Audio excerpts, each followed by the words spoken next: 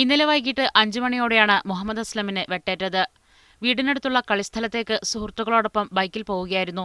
ഇവരുടെ ബൈക്കിനെതിരെ വന്ന Innova car ബൈക്കിടിച്ചു വീഴ്ത്തി. ഇന്നോവ കാറിലുണ്ടായിരുന്ന സംഘം മുഹമ്മദ് അസ്ലമിനെ വെട്ടുകയായിരുന്നുവെന്ന് അസ്ലമിനോടൊപ്പമുണ്ടായിരുന്ന സുഹൃത്തുക്കൾ മീഡിയ വണ്ണിനോട് പറഞ്ഞു. കൈക്കും കഴുത്തിനും ഗുരുതരമായി വെട്ടേറ്റ അസ്ലമിനെ കോഴിക്കോട് സ്വകാര്യ ആശുപത്രിയിൽ എത്തിച്ചെങ്കിലും മരിച്ചു.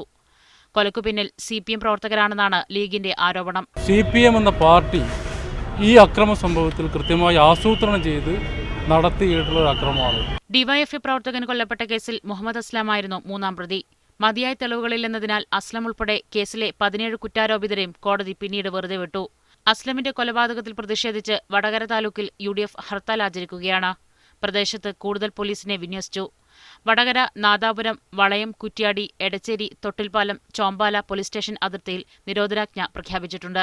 ജില്ലയിലെ വിവിധ പരിപാടികളിൽ പങ്കെടുക്കുന്ന മുഖ്യമന്ത്രി പിണറായി വിജയന് പ്രതിഷേധം ഭയന്ന് സുരക്ഷ ശക്തമാക്കി. മീഡിയ 1 കോഴിക്കോട്.